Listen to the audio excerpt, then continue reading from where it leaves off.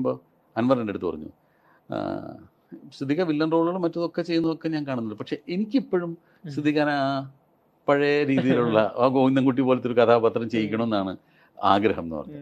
അപ്പോൾ ഞാൻ പറഞ്ഞു, അങ്ങനെ ആരും എന്നെ അങ്ങനെ എനിക്കങ്ങനെ തരാറില്ല. ഞാൻ എപ്പോഴെങ്കിലും സിനിമ സിദ്ദിഖാനെ ഞാൻ അങ്ങനത്തെ ഒരു കഥാപാത്രമാക്കാനാണ് എനിക്കിഷ്ടം എന്ന് പറഞ്ഞു. പക്ഷെ അത് അൻവർ അന്നങ്ങനെ പറഞ്ഞെങ്കിലും എനിക്ക് ഇമ്മീഡിയറ്റ് ചോട്ടാ മുമ്പിൽ അങ്ങനത്തെ റോള് തരും എന്ന് ഞാൻ വിചാരിച്ചിട്ടുണ്ടായിരുന്നില്ല. തലേ ഞങ്ങൾ ചീത്താക്കിയിട്ടില്ല, ആരാധിച്ചിട്ടേ ഉള്ളൂ. ആശാന്റെ കുസ്തി കണ്ട് കണ്ട് ആദ്യം ആശാനോടായിരുന്നു ആരാധന. ആശാന്റെ മോനായതുകൊണ്ട് അല്പം ആരാധന തലയിലോട്ടും പോയി. അതൊരു തെറ്റാണോ ആശാനെ? പേടിക്കണ്ട, സാരമില്ല, ഒരു സോറി പറഞ്ഞു. ഇന്ന് 5 ലക്ഷം രൂപ ഒരുമിച്ച് കാണാടാ. സോറി, കാശ് വന്നു കഴിഞ്ഞാൽ ഞാൻ കൂളിംഗ് ഗ്ലാസ് വെക്കാറുണ്ട്. ടോമിച്ചിട്ടുള്ള 5 ലക്ഷം വാങ്ങാൻ ചന്ദ്രപ്പനാ പോയിരിക്കുന്നത്. അല്ലേ, ഹാപ്പി പെണ്ണാണ്. ഒരു 10 കൊല്ലം കൂടെ തന്നാൽ മൊത്തം തുകയുടെ പകുതിയെങ്കിലും ഞാൻ അടച്ചു തീർത്തോളാം. ഇത് സത്യം അല്ലെങ്കിൽ സാറിന്റെ തല പൊട്ടിത്തെറിച്ചു പോകും.